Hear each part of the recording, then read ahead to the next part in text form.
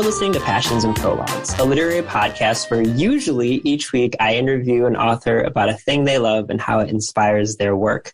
I'm your host, Adam Sokol, and the reason I said usually is because we're doing something different today that we're going to start every couple of months. So a few months back, I was on a wonderful podcast called Book Gang with Amy Clark, and we talked about sad books, which is, as I said, very much my jam. But Amy and I had such a good time doing book recommendations that I immediately said after we got done recording, we should do this more often and let's figure out a way. So I talked to my podcast network and said, this isn't what I do every week for the podcast, but I want to do a bonus episode, every couple months where we do book recommendations. And they said, absolutely.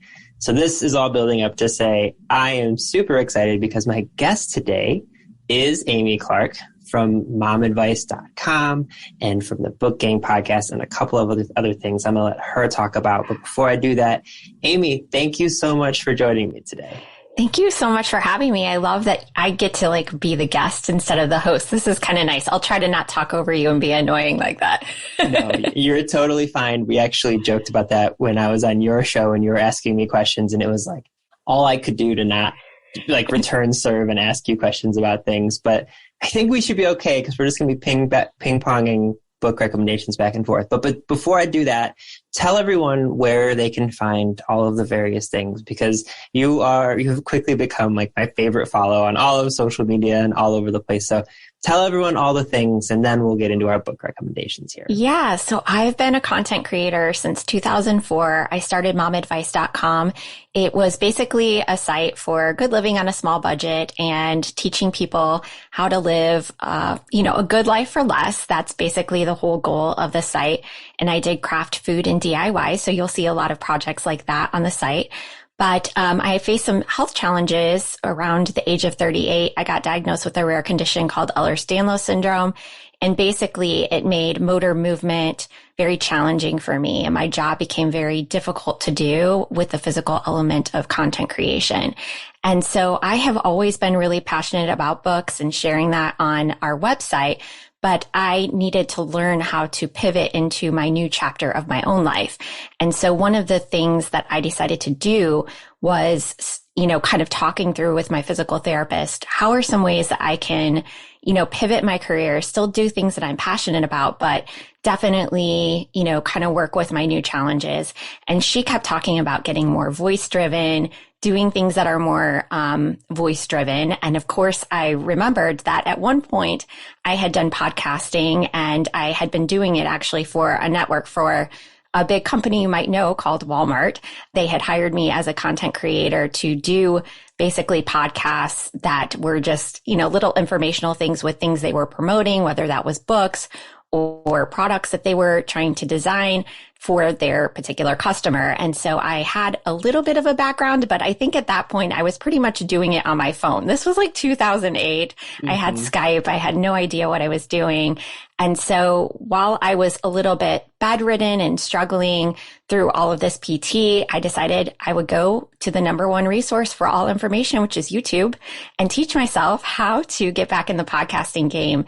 And so my podcast is just a year old now. It's called The Book Gang, and we celebrate under the radar books, backlist books, and I have a deep affection for debut novelists. So that's what our show is about. And that community has just grown from there. We have a Patreon where people can interact with books and do really fun, unique opportunities with authors. And so that is, a bonus feature for a book club that I run called Mom Advice Book Club, as well as for the Book Gang podcast. Yeah. And so I will just tell everyone, anywhere you search Mom Advice, you can find it on Instagram, there's the Facebook page, there's on Twitter, but check out the podcast. Amy and I were joking after we got done recording, I don't think people understand how much goes into building out each and every one of these episodes of every podcast you listen to. And the reason, if you're listening to a podcast, you're and you don't find yourself saying oh, the audio was awful, or it felt like they were rambling. That's because of all the editing and all of the focus and hours that go into stuff. So if you have enjoyed listening to my podcast and my interviews, check out Amy's, because I just love the way I feel like we are kindred spirits in how we talk about books. And in fact, people go back and listen to my episode of your podcast, like the reason we're doing this today is because we didn't plan on doing this, but like we each prepped a few books for that. And then what would end up happening is Amy would talk about a book and I would be like, oh, have you read this book? It's very similar. And she would do the same thing for my recommendations. And so that's what bore this out. And so I will say my tentative plan is to do this every couple of months. I don't want to overwhelm Amy with additional, she's doing so much on her own. But I just figured every couple of months we'd come together and say, here's some book recommendations. And also from a selfish standpoint, it gives me a chance to talk to Amy about books in a way that we can both use in a productive way. So with all that in mind, we each have 6 books, right? That was what we planned out, I believe. Yeah, okay, that's what I planned to. I emailed Amy a while back about this, and that's what I thought. But you are the guest, so I will let you go first with your first recommendation, and we are just going to go back and forth. I will let everyone know in advance. We'll have the books in the show notes so that you can find them. You don't have to furiously write them down. But the floor is yours. What is your first book recommendation? So I'm going to talk about a book that I have been thinking about lately, mainly because the movie adaptation just came out. This book was published in 2012. It is called My Policeman. I don't know if anybody has seen the film yet, but I got the opportunity to see it when it kind of sneak peeked at our theater. So the book itself, though, is why I wanted to see the movie. And of course, the leading actor is Harry Styles. So anyone who is a fan of Harry Styles, get in line behind me. There are 2 covers, though, of this book that are floating around.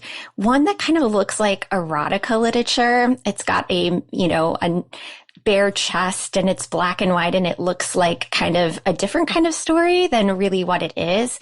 And then some bookstagrammer posted a photo from her local Barnes and Noble. And there was this book that I saw called My Policeman. And I'm like, what is that? And it had a cover with like very artsy, like 3 people, looks like a period piece swimming on the cover. And I'm like, I didn't pick it up the first time because of the marketing from the first adventure. So I just want to say, regardless of what cover version you get, it is a beautiful story. And I also want to say that this is a great one to read before you watch because the movie was just as fantastic. I could totally see Harry Styles winning an award for this. It was absolutely gorgeous. I will say the 2 differences between the book and the movie are that the movie is very much open door with the love scenes and the book is very much fade to black. So that may bring in 2 different audiences or you may not care about that element, but I do want to point that out. And I also want to say that the movie didn't really give us a lot of historical context of the story. And I had hoped that maybe there would be more about it. But basically, this is a love story inspired by E.M. Forster. And if you want to learn about the muse, The Guardian did a really great piece on it. In context to the book, though, this is a slow burn romance that is inspired by the life of E.M. Forster and a relationship that he had with a police officer named Bob Buckingham. It's set in 1950s Brighton. There is a love triangle. It's about 2 people who love one policeman, his wife and his secret lover. And this tragic story explores the quiet love that is shared between these 2 men and what it would be like if speaking your truth resulted in your arrest and also the destruction of your life. And the story utilizes journal entries from his lover and a manuscript from his wife that outline his confessions, allowing the reader to explore the story from different points of view and also varying timelines in the love story. It's really beautiful. It's emotional. It also translated so beautifully on film. And if you are a music fan, I just have to say that the soundtrack is also amazing. So if you love a heart-wrenching historical fiction story with a good love triangle, definitely pick up My Policeman. It's written by Bethan Roberts. I need you to know while you were talking about this book, because I had not yet heard of this book.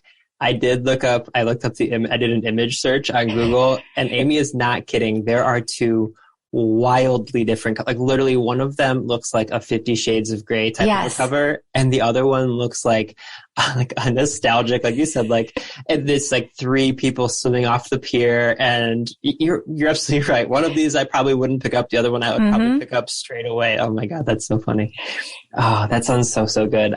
Okay, so my first one I want to recommend is I am like Amy. I love talking about mid-list and backlist books, but I do have a couple that are front list and were best-selling books, but I still love them. So With Teeth by Kristen Arnett is the first book I'm going to talk about. Kristen Arnett kind of blew up on the scene in 2019 with Mostly Dead Things, which was a phenomenal book all about a person whose family does taxidermy and she has to go home and deal with a whole bunch of different family aspects. And then With Teeth is something I'll talk about in a moment. It's what a friend of mine, Mallory Romero, would describe as a Florida book. And it's very much a Florida book. But basically, it's the story of two women who are in a relationship and they have a son named Sammy. I'm sorry, Sammy Lucas is scared of her son. And the son's name is Samson. So kind of named after Sammy.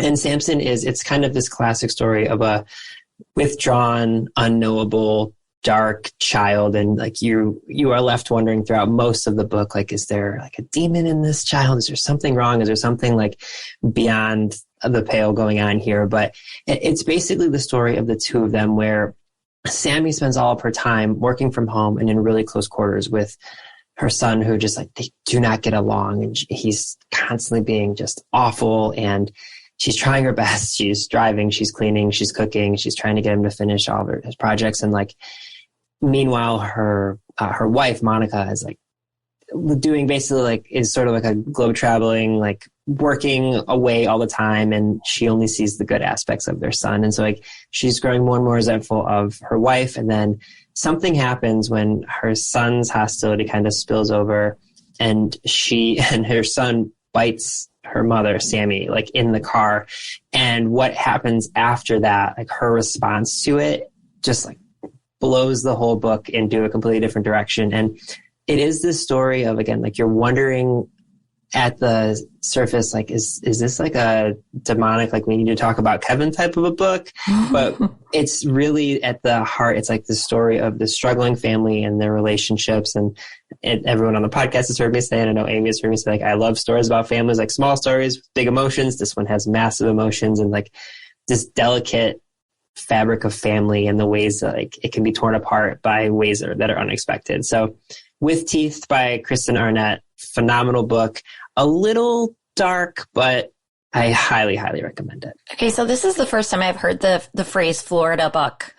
What does that mean, a Florida book? Yeah, so Mallory, who is the co-host of the Reading Glasses podcast, she describes a Florida book as like, first off, this is set in Florida, so it is quite literally a Florida book, but there are a lot of things in here, like, and I'm not trying to stereotype people, but I'm stealing Mallory's thing. So I guess I sort of am. It's like people drinking in the back of like a trailer park or just like where they're incessantly talking about the heat and humidity that they are surrounded by and like the fact that they have like swampland around them. So like Florida is, while not a character, it is like an ever-present aspect of this book. So she likes to just like qualify all of these things as a Florida book. And like her co-host Bria is from Texas and she likes to qualify books that talk about like high school football and like the searing heat of summer. She's like, that's a Texas book. So With Teeth is a Florida book. Yeah. Okay. I love it. Well, I like dark books, so I'm game for that one too. Like this. I'll continue on the dark theme. I have a book called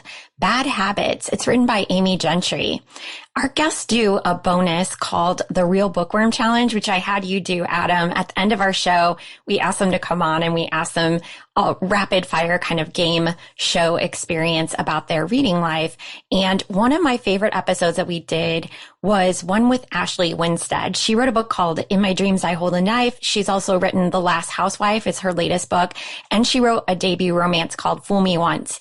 And she brought this book as her under the radar gem. And it inspired me so much that I had to pick it up because Ashley basically said, this is what I aspire to be as a writer. So anyways, Ashley decided to bring this one because she said this is the dark academia book that she believes deserved way more attention. And I just want to co-sign on this recommendation. And I read it through Scribd. If you have Scribd, it's available on there. This is a dark and introspective novel that I just sunk my teeth into every evening. It transported me somewhere else. And one author called the ending diabolical, and I just want to agree with it. The ending is very diabolical. The final paragraph just deserved a read aloud. I actually read it out loud to my husband because I needed him to be involved with this plot too. So in the story, we have two old friends meeting in a bar as our mystery begins. Claire and Gwen are both just successful in their own ways. One is a successful professor and the other is set to marry a successful Hollywood filmmaker. They know nothing about each other, and the reader gets to follow along as they share a drink or five in a hotel bar where they discover they're both staying. So they started out as high school friends that find each other and just a shared deep appreciation for artsy films, which was also kind of fun to experience as a reader along with them. But unfortunately, they're not the same in other ways.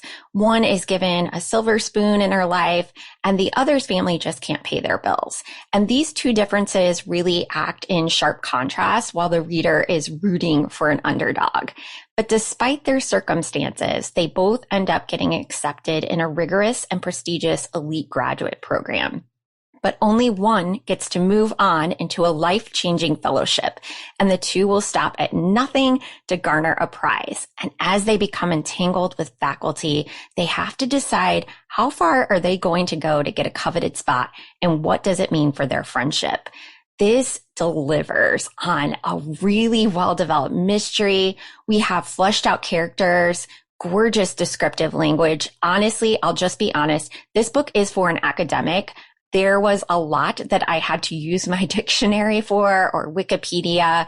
And I actually enjoyed that as a reader, but it is very long and there are a lot of descriptive words that was maybe for some not falling into a popcorn thriller audience. And the way it had been marketed, again, this is like one of those marketing things where I think the people that it didn't appeal to, it's because they wanted that popcorn thriller. They didn't want this well-developed mystery. And I was completely captivated by it. I will say, if you were a fan of My Brilliant Friend, I felt like it was very similar. I was never bored, but it was a week-long commitment. It was over 350 pages, but slower kind of reading. So if you can adjust your typical thriller expectations, appreciate good rivalry, I'm going to recommend this specifically for anyone who likes dark academic settings, slower plot lines, character-driven stories. The title of that is Bad Habits by Amy Gentry, which I've never heard anyone talk about.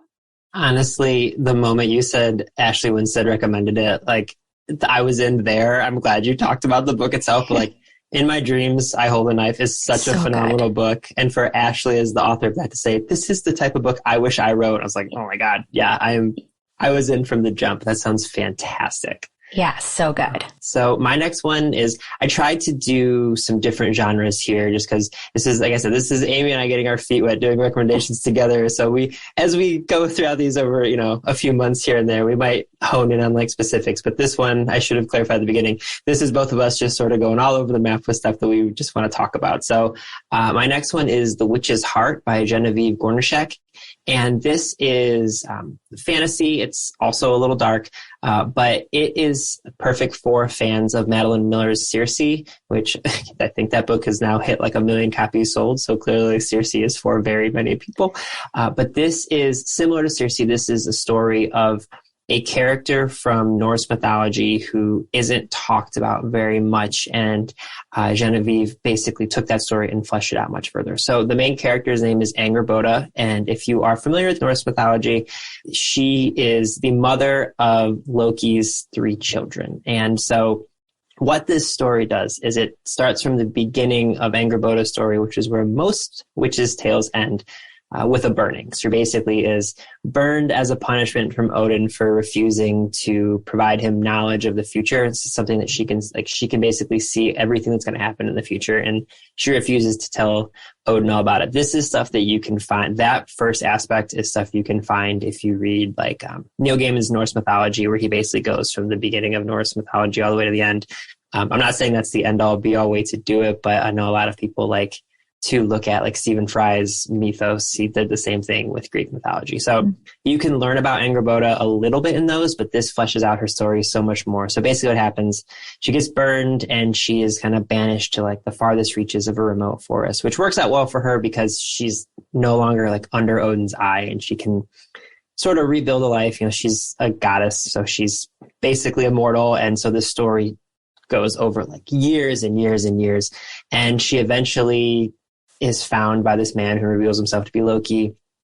And at first she, distrusts him, and it turns into this like hatred and then friendship and then love.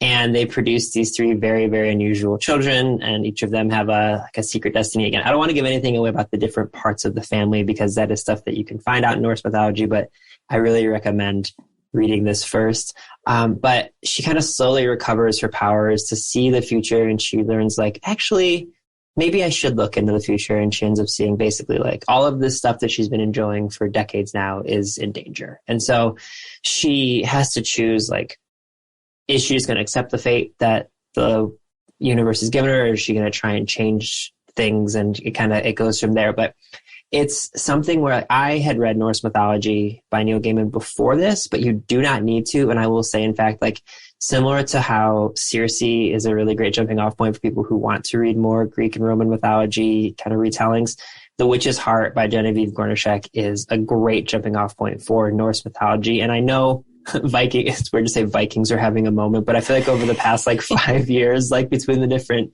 TV shows that have come out and the different books, Vikings are kind of having a moment. And so if you are one of those people who seeks out Viking related things, or you just like a fantasy with like a morally gray but really fun and funny lead female character, The Witch's Heart by Genevieve Gornichec is a phenomenal book.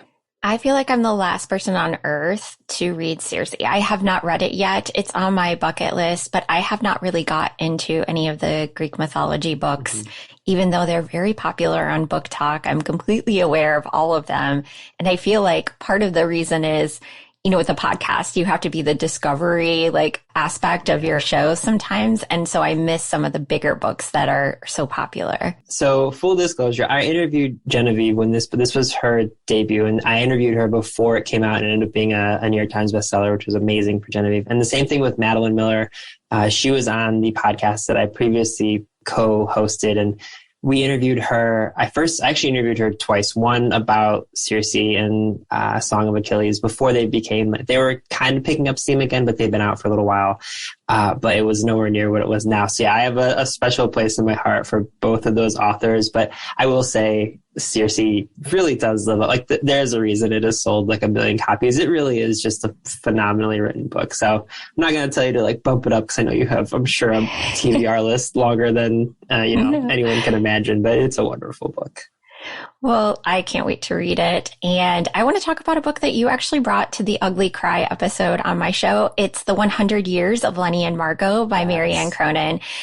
So when we had talked about it, I believe that I falsely said, I have read this book, because I was off track on my notes when we were talking. So I just want to tell you, when I said that, I was a liar and I had not read it. So in our book club, there are 3 reader's choice selections that people vote on, and we do a poll every year. And then whoever's book gets to the top of the stack, that's what ends up getting slated for the year.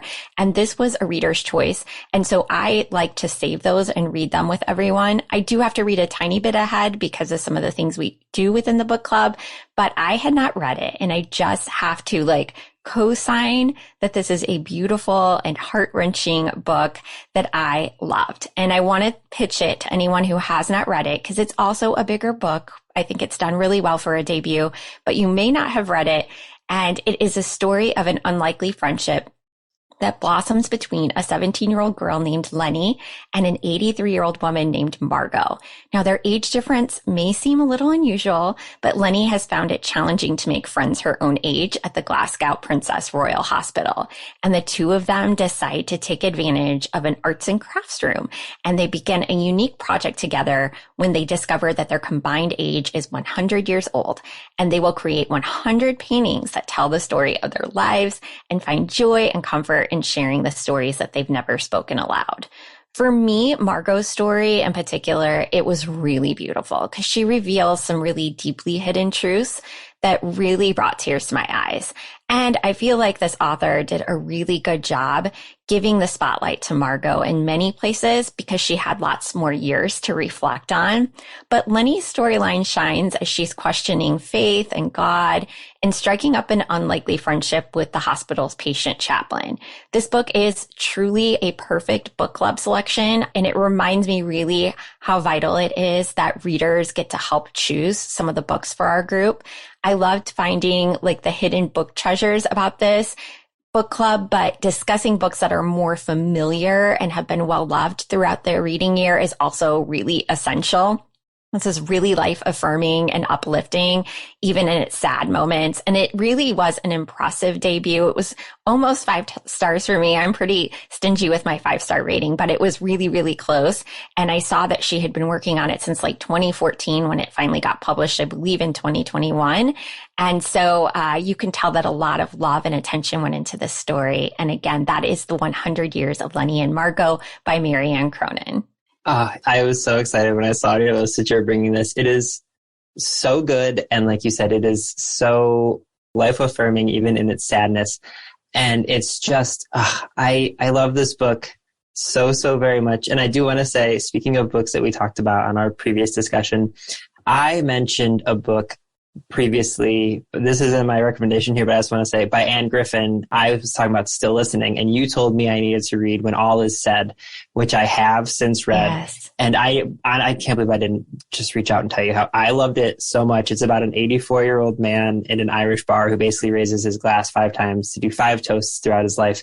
And it's similar in the vein that it has that nostalgia, like sadness, but joy of looking back on your life. And so this is just me, like, co-signing Lenni and Margot and saying, if you read Lenni and Margot and you like it, check out When All Is Said by Anne Griffin, because Amy, you were so right about that one as well. So, well, when we get done recording, I am going to send you my playlist for this book because I set the whole book to music and I go chapter by chapter so you can like see like the whole journey of Lenni and Margot. And since you've already read it, I don't feel like there'll be any spoilers in the music, but it was really fun to narrate this one. This very, like, all the artsy elements of it really came together well in other mediums too. That's amazing. I'm really looking forward to that. Yeah, Lenni Margot, a beautiful, beautiful book. We'll be back with more Passions and Prologues after this break.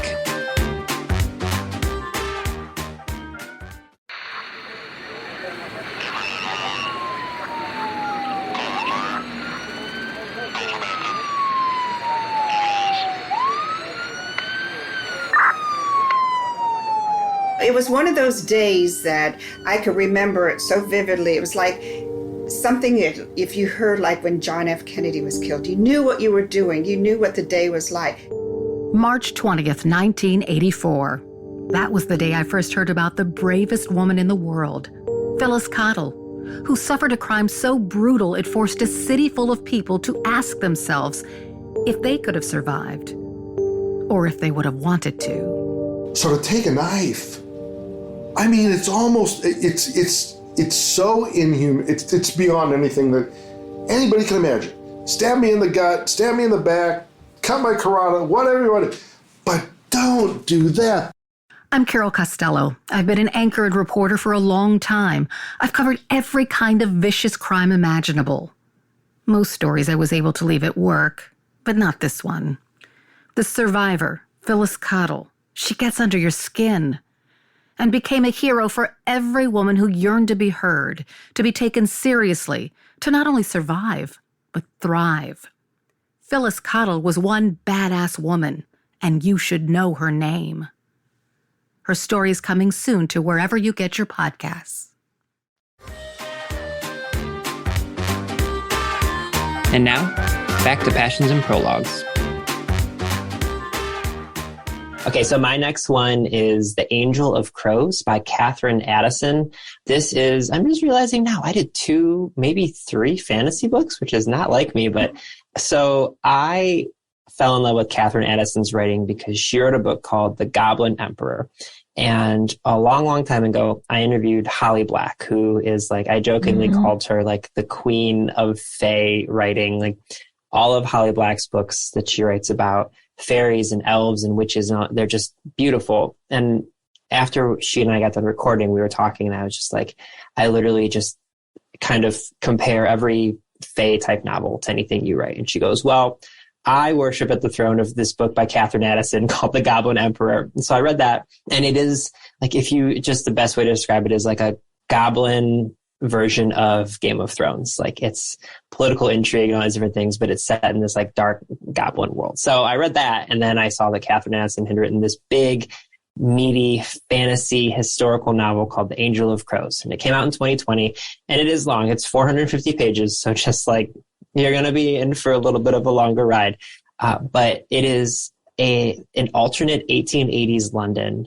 And it's a time where killers stalk throughout the city. Like Jack the Ripper is stalking the streets of London during this time. But there's also angels and werewolves and vampires that are all also in this 1880s London. And so the werewolves and human beings and vampires kind of have this like unspoken truth where they tend to leave each other alone, but they all know each other exists. But then there's these serial killers that are kind of like running amok, and like, are they good? Are they bad? Are they vampires? Are they humans? What are they? But there's also angels that are a part of each town. So like, there is quite literally an angel of London, an angel of New York City, and then there's one that's known as the Angel of Crows, who's our main character. And when an angel falls, it is like a nuclear bomb. Like, literally, when an angel quote unquote falls and like goes to the dark side, it basically like explodes, and it causes a huge rift and destruction and all these different things. And so the main character is this Angel of Crows, and they are violent, but it's just such a phenomenal and strange and eerie book. And if you're a fan, I know we're just getting done with the Halloween season when we're recording this, but like, if you are a fan of dark mysteries, I would say, not to bring Neil Gaiman back, but like, if you are a fan of Neil Gaiman's darker, like comic book writing and a lot of his stuff, like I think Neverwhere was the name of the book that he wrote about like a alternate London. This is right up that same alley. It's like this perfect combination of these monsters that you're used to in all of the different contexts that we get throughout the fall year, but in a, like, there's none of the tropes that you would expect through one of them. So again, it's big, it's beefy, it's 450 pages, but The Angel of Crows by Katherine Addison is like it's just a wonderful, dark, gothic, creepy book. Oh my gosh, this sounds so imaginative. I love the idea of like it being like a nuclear bomb when the angels fall, and all of these ideas around it sound really fantastical, actually. It's so great. And I will say, like, so Katherine Addison, The Goblin Emperor, the book that I mentioned first, that is very, again, it's like political intrigue, but set in a goblin court, basically. And so if you read that first and you go into this understanding, like, okay, she's going to have a lot of intricate details about things. So if you haven't read anything by Katherine Addison before, just kind of prepare yourself for a little bit of, kind of world building that you might not be expecting. But again, highly worth just like diving in and enjoying it. I love it. Well, I'm going to switch gears a little bit. I'm going to go with romance for our next category. I have to give a shout out to my co-host, Larry Hoffer, who does our little Patreon bonus show, because he reads like 400 books a year, and he brings his like top 10 to our show. And this was his recommendation. So I cannot take full credit for where this came from. I think it's really important to cite your sources, but it's called The Charm Offensive. It's written by Alison Chochrun. And I, in particular, always remember whatever I'm reading on vacation. For some reason, it just solidifies whatever the reading experience was. And last Thanksgiving, this was my book. So I thought it would be fun to bring today, because I think this should be your Thanksgiving book. And it is absolutely delightful. This is an escape if you need to escape all of the holiday preparation. And I will say it is one of my favorite romances that delivers on a meatier plotline than was expected. So in our story, Dev is charged with scripting love stories for a reality series. It's called Ever After. So think of any reality show that you've ever watched. It's pretty much like that. But in this year's season, he's given one of his biggest writing challenges ever, because his lead is only doing this job really to rehabilitate his image. And he happens to be the most awkward person. Like, think of the most awkward moments in your life. This is what he's like giving, but he's giving it on camera. Charlie is dashing. I mean, he's intelligent. He just doesn't know how to navigate the dating world. And he's awful on camera, like awful on camera. So as sparks are awkwardly flying between Dev and Charlie, he starts to realize that Charlie actually has a pretty compelling backstory. And it's better than anything that he could ever script write. So it's the kind of romance that just leaves a big goofy grin on your face. I think that Chochrun really shined with witty banter and effectively delivering on exposing kind of that hidden underbelly of reality television. So Chochrun writes really witty banter, and she delivers on exposing some also hidden underbellies of reality television that's meant to toy with, the contestants' lives and their emotions, as well as the viewers. This is going to satisfy any itch you have for reality TV, and it's a fast page turner. They also weave in scripts too, so it's kind of fun in that aspect too, if you like a little bit more interactive experience within your books. It's also great if you're short on a reading challenge, because I know we're getting towards the end of the year and some of us are trying to hit a goal. This will be a perfect goal-setting book. And again, that is The Charm Offensive by Alison Chochrun. And thank you to Larry for giving this book to me. I'm really glad that you brought a Thanksgiving rec, because I have three more, but my last two are very much like holiday reads. They're two books that I read at the end of every year, and I was going to say like these are perfect for holidays. So that makes me really happy that you also are doing that. So my next one is called Deacon King Kong by James McBride. This came out in 2020, and James McBride is a National Book Award winner. He won for The Good Lord Bird, which was phenomenal. This is the story. Deacon King Kong is a story. It is a group of people that are all living in a housing project in South Brooklyn. And the book opens with, it's in the late 1960s, and the book opens with this old, like cranky, kind of a booze hound type church deacon. He's known as Sport Coat.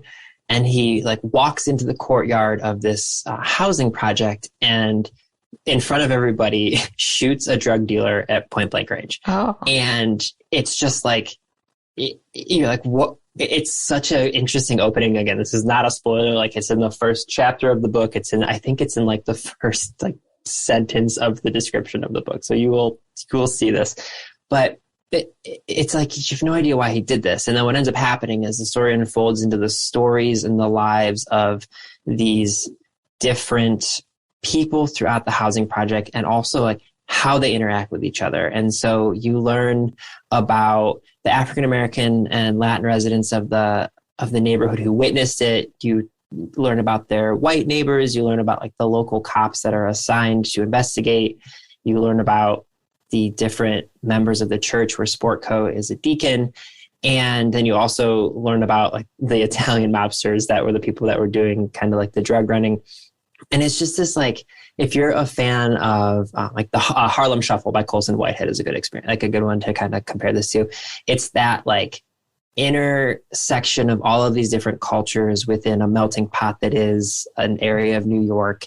But you also see like how these relationships are kind of very, very intricate. And so like you just learn about different people that are connected directly or indirectly to this shooting and why Sport Coat did it. And it's just so good. It's a very character and relationship driven book, which you would think it would be plot driven, seeing as how the like it opens driver, like that. Yeah, it opens with like this main driving thing, but it really is character driven.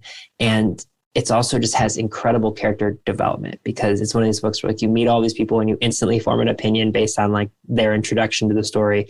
And you learn that there's just so much more to all of them. So James McBride is a phenomenal writer, but I was like blown away by Deacon King Kong when I read it a couple years ago. And like I said, I know it became a bestseller, but it's been a couple years old. So in case you missed this when it came out, yeah, Deacon King Kong by James McBride is phenomenal. This is where I tell you that it's on my Kindle and I just have not read it, because I actually own this book. And so I'm glad that you described it, because sometimes I just need a motivator to like move it back up. I believe it was like a Kindle deal and I grabbed it because it was like $3.99 and everyone kept talking about it. And so I'm like, yeah, I should definitely read that. But it somehow shifted all the way to the bottom on the pool. So I'm really glad that you talked about that one today because I actually own it. Yeah, I feel like I'm shocked this is the first time this has happened that one of us has said that to each other, because I feel like on our first recording, we like said that a couple of times, like, oh, that's actually on my list, or oh, that's on my Kindle. So I'm shocked it took this long.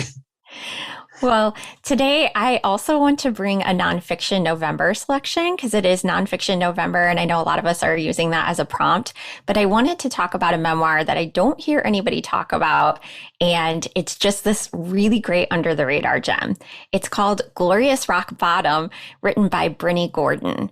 So this is a super fast page turner. It would be perfect for nonfiction November. Many people I know gravitate towards celebrity memoirs when we think about memoirs. And I do appreciate sometimes celebrity memoirs, but I will say that I am more in the vein that I love to learn stories about people that I've never known about or didn't know anything about. Brynne is someone who might be well known to some, but she was not known to me. She's a respected journalist. She worked at the Telegraph. She was also a best-selling author. She launched an award-winning mental health campaign. She's so well known that when I found her podcast, I discovered her very first episode on mental health was with Prince Harry, of all people, okay, What? who came on to talk about mental health. So I'm like, she's new to me, so she's probably a celebrity to other people, but to me, I didn't know anything about her. So all of that is going on in her life, all those wonderful, lovely achievements. But what people didn't know was that she was secretly battling a 20-year addiction to drugs and alcohol that had spiraled out of control, threatened her life, her marriage, her motherhood journey. And this memoir documents her recovery process. And it is honestly the best memoir I've ever read on recovery. Now, I feel like with recovery stories, they usually end with, the person goes through something, they have a rehabilitation, and then it ends like that. But this story is documenting some really critical lessons from the challenges of like sober holidays every year to replacing addictions with different addictions, like even healthy ones. Let's say running is your addiction. Even running, because I know I'm targeting you. I feel so called out right now. No, but I think there was at one point, she really did get passionate about running, but it got to an unhealthy thing because I think that sometimes when we replace our unhealthy habits, we go gung-ho on something else. And that is really why this one became so compelling. And I will say too, just in like my own showing up authentically, I transformed my relationship with alcohol this year, which might be why some of those moments really felt profound to me. And I think Quit Lit can be really helpful if you are also trying to cut down. And just as an aside, I do want to recommend there is a really great app called the Sunnyside Drinking Tracking app that you can look up if you're trying to also break up with your nightly wine crutch like I was. But you don't need a complicated relationship with alcohol to appreciate it. I would recommend this to any reader who needs a memoir that just leaves them feeling inspired or for more empathy for someone else who's recovering from an alcohol addiction. This transformation was really beautiful to read about, and I think everyone should pick it up. It's called Glorious Rock Bottom. It's written by Brynne Gordon. Oh, that sounds so good. I am absolutely going to grab that. That sounds fantastic.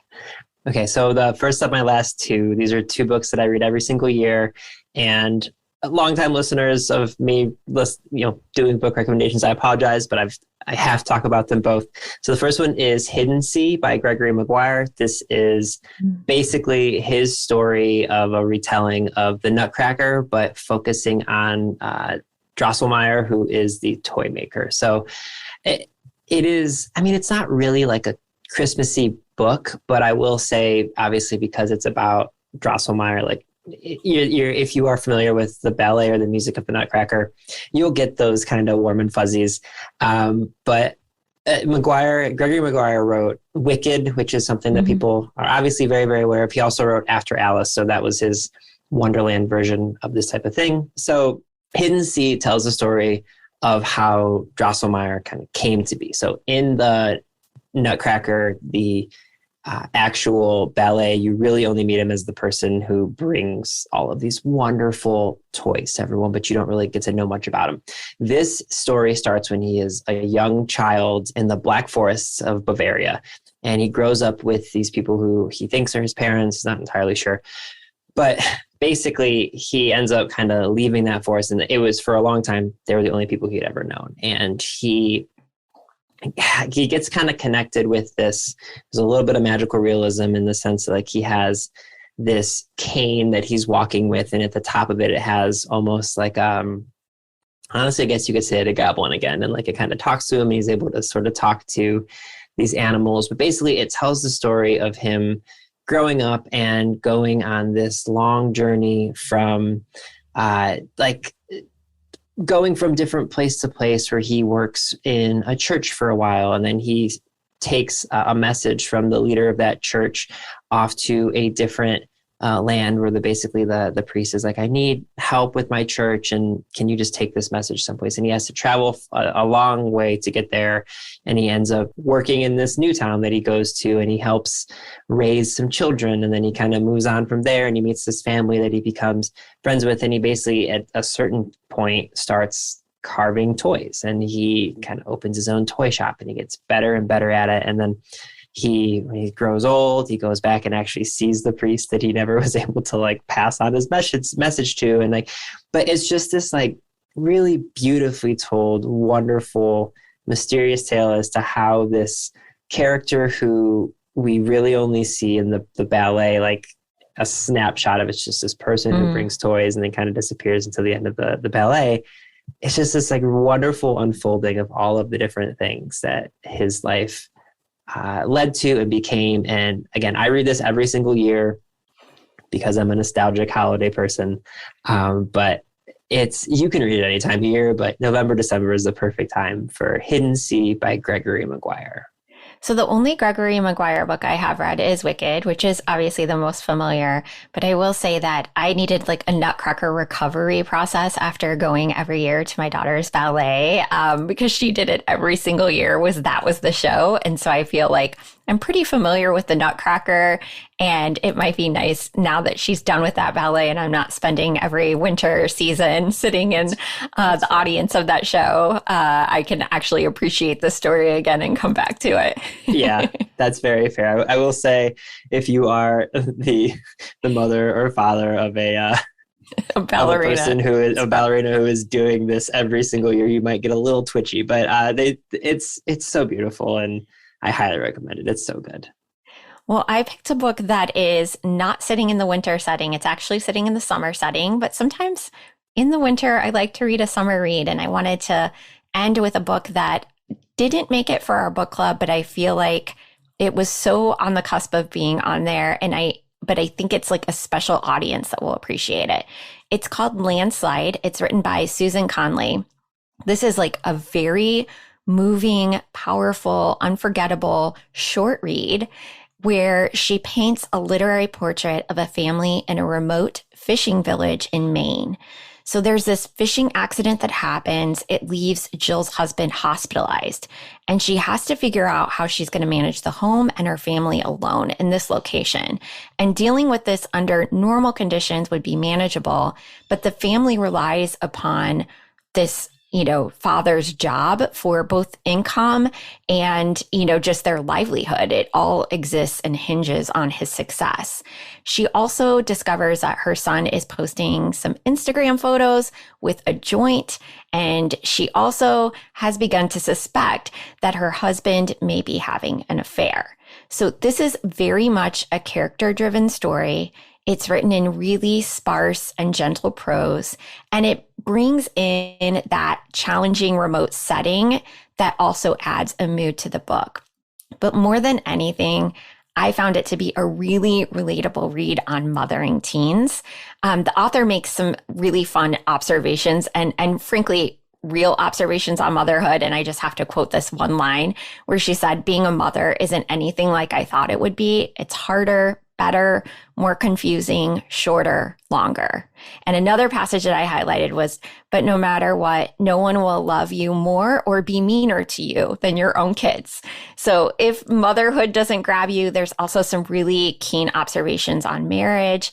I ended up highlighting another powerful line about marriage that said, I thought of marriage as two people who know each other entirely and will always know each other. But what if they're just two people who share an idea of what life could be, and then one of them changes their idea? So I felt really seen by like the truth in it. I felt a little less alone and challenging, with raising teens. I have a 20-year-old and a 16-year-old.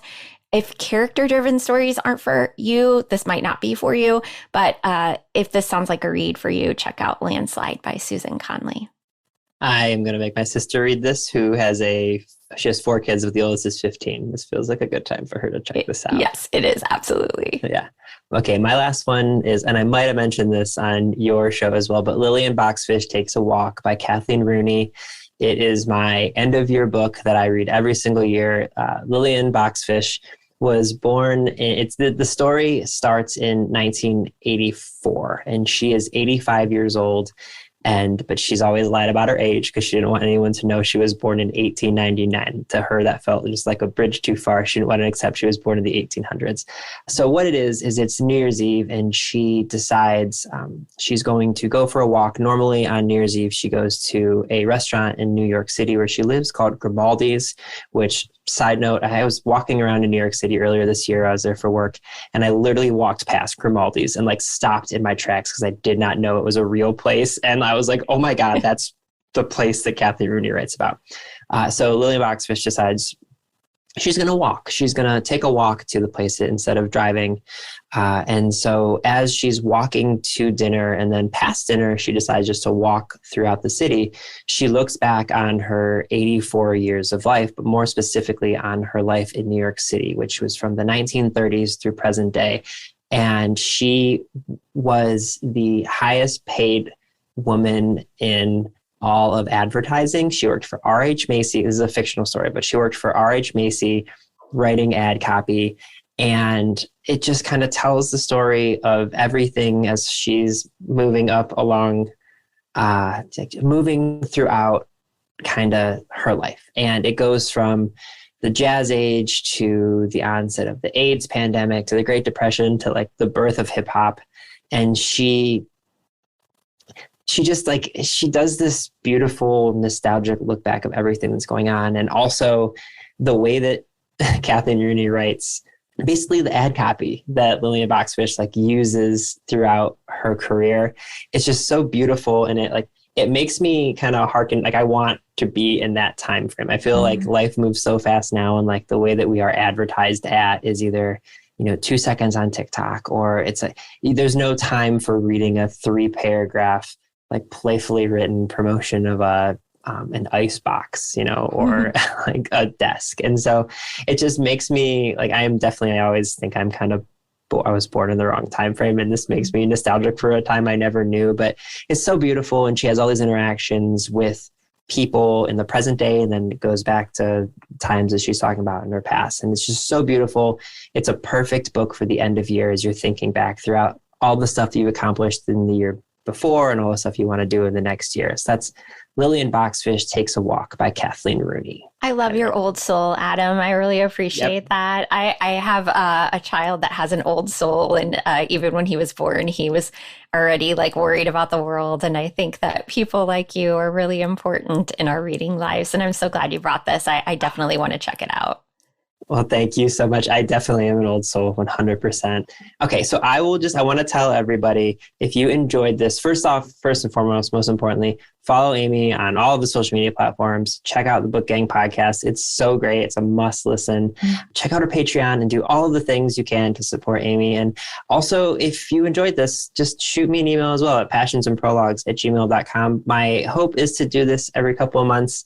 Again, I don't want to tax Amy too much, but it's just, I feel like we get along very well when it comes to book recommending, and it's something that I love doing, and I know that Amy loves doing as well. So if you guys enjoyed this, let us both know. I would love to hear from everybody.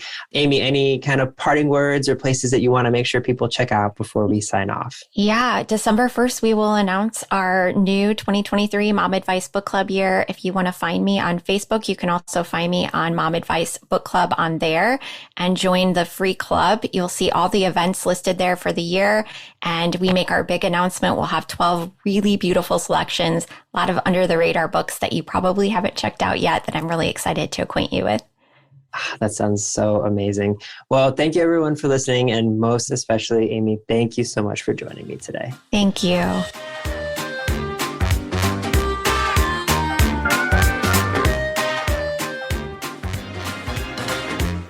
Passions and Prologues is proud to be an evergreen podcast and was created by Adam Sokol.